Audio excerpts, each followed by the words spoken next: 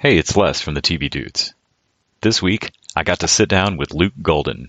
You may know him as Chris Baker from The Good Place, Tyler on Broad City, or most recently, Billy on CBS All Access Tell Me a Story. We talk about his audition for the super secretive Good Place, his career in Hollywood so far, and how he manages to stay in shape when I barely get myself fed every day. It's a fun chat, and I hope you enjoy.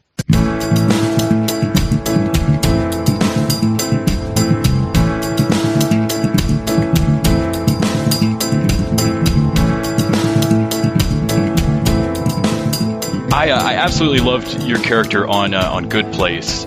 It's Chris Baker, and I actually got to interview William as well, and so I've now spoken to both of Eleanor's soulmates. Oh, that's awesome! William is great. Oh boy. One of the things that really amazed me about that show was finding out how secretive and kind of odd they had to be about, or cagey they had to be about it early on. I know for at least the main actors, there was a whole like, this is the show you're on, no it's not kind of switch. What was it like for you getting the audition for Chris, and what did you know about the show going in? Oh, wow. First off, great question. This is awesome. So you are 100% spot on. Basically, when I found out, actually, this was more of an offer, so I didn't even audition, so I had no idea. And I was in New York, so I was kind of literally coming in blind. I got off of a plane late, probably the same day because of the time and all of that stuff, time change or whatnot, and ended up going pretty much straight to set. And I didn't know what was going on. And my team and myself had been asking for like a script or for sides, or, we kind of had a loose idea, mainly only that because I came in for the cliffhanger episode, as you saw, and only really thing that I knew was if it gets a second season picked up, there's a chance for me to come back. So there was, no, I didn't even know that yet. I did not know that yet. Okay, scratch that. Sorry. So basically that was even confidential. So basically I rolled in not knowing much except that it was a role, and it was for NBC, but I had like two other meetings. I don't know if it was just random or coincidental or they led to it, but I had like a general with NBC a week earlier, and then I worked with met a friend who then was one of the writers on the show. So it was kind of pretty wild occurrences occurring, miraculous, one might say, in line with the show, The Good Place. So basically, I really didn't know anything from my recollection of the past, except that it was awesome. I've got a gig, and I didn't get any lines. So ultimately, I was like, I was like, you know what? I'm getting a guest star role. I'm getting, paid. I'm working with on a show. This is fantastic. But I thought I was basically featured background. I thought I was rolling in featured background because this had never happened to me before, without even having the lines for like a day or something. So I'm walking into set, and then the I guess the AD is, walking you around and is like, okay, great. Your lines and your sides, the dailies are in the trailer. And I'm thinking in my head, what? What do you mean lines? I have lines for this thing? I was like, you're kidding me. And then we had to go I needed to go straight into wardrobe, straight into makeup. So then I saw the sides on my table, like in my thing, and I couldn't get to them. And I'm like, oh my goodness. So then we go to makeup, then I come back. I'm about to read the sides, you know what I mean? Because we're filming probably very soon. And then I get pulled into wardrobe. So I'm like, oh my goodness, I got to do the fitting really quickly. So then I go, and then right as I come back in, I'm able to grab the sides, and we're walking to a rehearsal for cameras. And I meet Ted Danson and Kristen Bell, like, as I've just read the whole scene at the first time. And I'm like, this is insane. So everyone's saying stuff, and then, even flat. And then we go back, and I'm like, oh my goodness. So the first time reading, like, I literally just had to try and read. And the way the lines were, you don't want to leave Kristen hanging, and then you don't want to step on Ted's lines. You got to really cater to them. And you're like, but it was kind of like, okay, look, I just got the stuff. How much could they ask for realistically? But then we did it for cameras. We went back, and then I think we were getting last looks, in some of the wardrobe and makeup were saying, like, this is exciting, very exciting, like you could be coming back. So they were taking a lot of pictures, and I'm like, coming back? And then it was like, I'm like, what's coming back? And they're like, we would be recurring, like, didn't you know? And like, so I didn't know anything about anything. So it was just one exciting, like, blessed thing after the next. And then we did it and you couldn't really think or worry about anything. So I guess that was definitely nerve-wracking, but exciting that, the way that I guess Michael Schur and all the producers and directors were doing it, and the cast was working. So it was pretty wild because they had also all known each other, and I think they shot pretty much chronologically for that one. And so they were ready to be, they did the whole long haul, and this was the last day of filming. And so, yeah, that was it. It was like really fast, wham, bam, in and out, and like just pure adrenaline and excitement. So it turned out well. So it was just really great. And that's a long answer, but yeah. That's got to be such a drastic change from like your experience doing stage work. I know you've been in several stage productions as well, and usually you have so much rehearsal time, and the audience is right there. How has that adjustment been?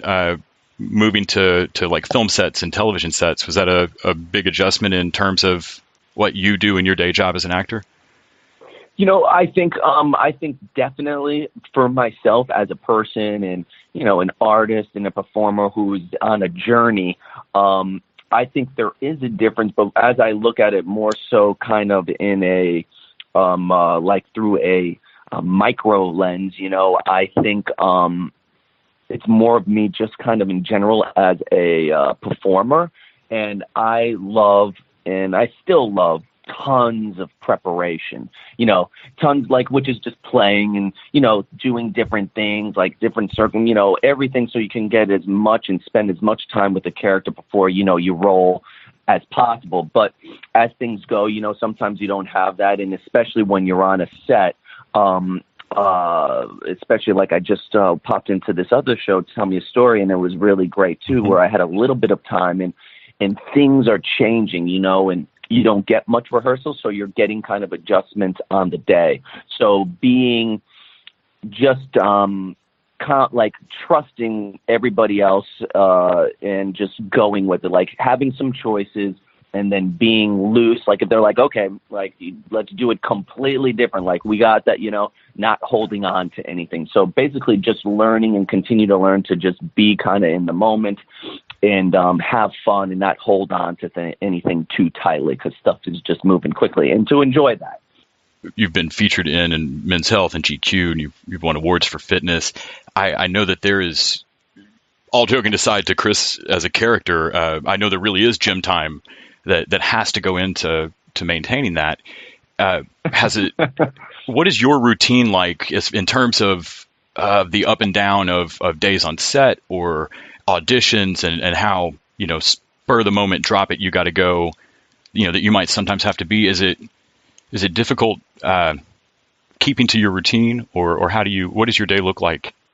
So totally true. It's so funny because there's 100% truth element to it, where if somebody comes up to you and says, I'm going to the gym, and you're just like, yeah, actually, I am actually on my way to the gym right now, joking with the show and everything. So it's kind of perfect. But kind of lately, I've just treated exercise, and that's going to the gym and lifting weights, or, just doing kind of a hike, like if you're traveling. So pretty much just anything healthy and exercise type related, putting it into my mindset that it's something similar to like brushing your teeth or things like this, where it's, I guess it is a choice, but the opposite side of it is like, cavities, or like a lot of trouble if you don't do it. So I guess with having quite a, almost like a decade, pretty much a decade and a half now, I suppose, almost going on 2 decades of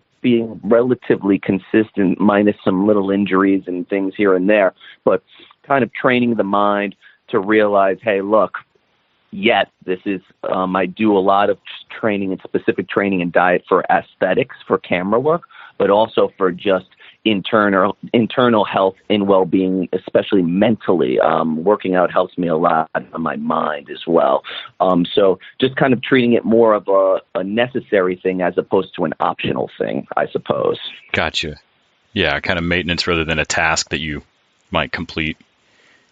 Yeah, and also, and with the show lately, because it's going on 3 years now, and also with that, the mystery element, you don't really know if they're or when, because they're going to call you. So I kind of adopted the mindset of just always being ready, with only a couple of days notice, because the role really is contingent on that, or at least I would assume it was still going that way. So I'm like, I got to be ready. I can't be like, and I think I'm like of the Arnold Schwarzenegger era, and, Van Damme and some of these other guys, and Dolph Lundgren, and people who are in like Wesley Snipes, who are like camera, or Hugh Jackman lately, like they look great on camera, the physique, and they're not like, especially Hugh Jackman with the acting ability, he's fantastic. He's like a quadruple threat, sings, dance, he's ripped, and he can act, you know what I mean?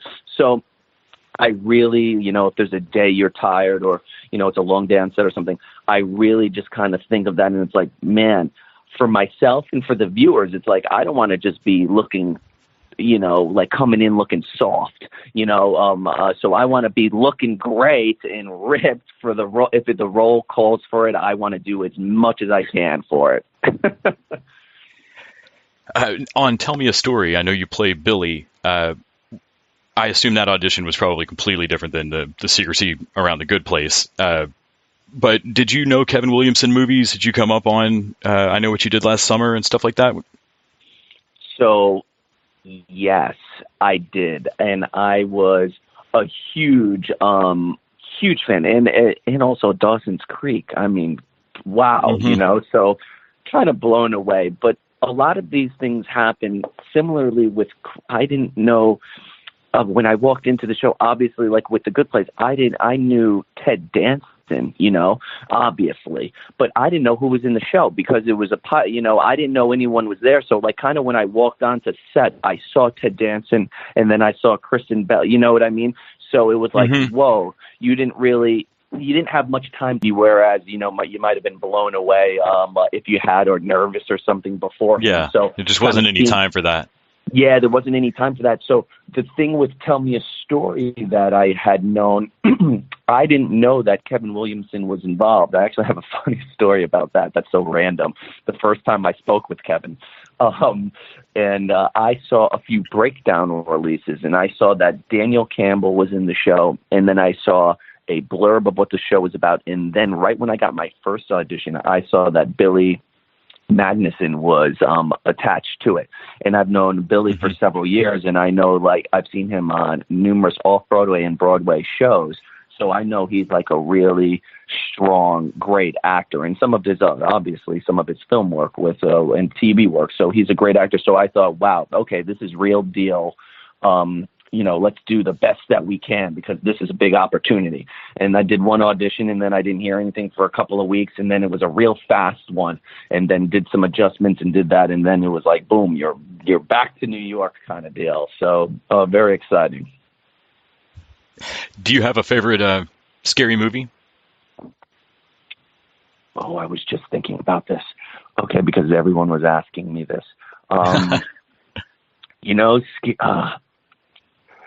Scary movie that I really liked was, oh my goodness, this is going to sound terrible. I think it's one word, and it was the one with, I guess it's not really scary. It's loose. It's with Denzel Washington, and there's like there's a spirit that travels around. I think it's called. Yes, there's John Goodman's in it. Yes, where they keep whistling the song. Whistling the song, yes, that's the one. And I thought, man, This is terrifying. And then they get the guy in the jail cell, and then the spirit comes out. I mean, that thing is heavy. So if we find out the name of that one, that's it. Or we could just say Nightmare Before Christmas and be cliche. Which I think that was like Fallen. Fallen, yes. That was it. Oh, man, that one jumps out at me. Woof, that jumps out. Yeah. I think I was working at a video store when that came out. Yeah, I remember being creeped out by that. Yeah, it was just so, I mean, that Denzel's great. I mean, come on. That's what it is. That's what it is. But it was great, yeah.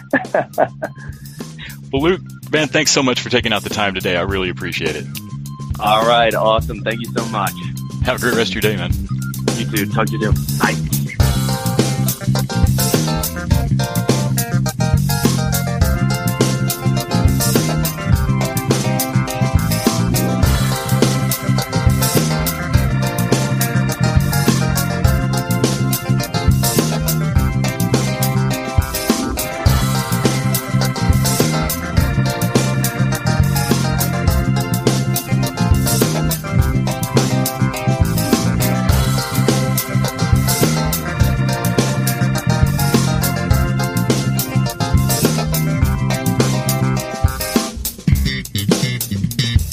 The TV Dudes is an independently run podcast and a member of the Electric Sweater Podcast Network. We are exclusively listener-supported. If you'd like to help us out, go to patreon.com/TVDudes. You can like us on Facebook and Twitter at TV Dudes. All the music for our show is by our friend and original TV dude, Gregory J. Amani Smith. To find out more about us, go to thetvdudes.com and electricsweater.com. I'm Grant Davis. Thanks for listening.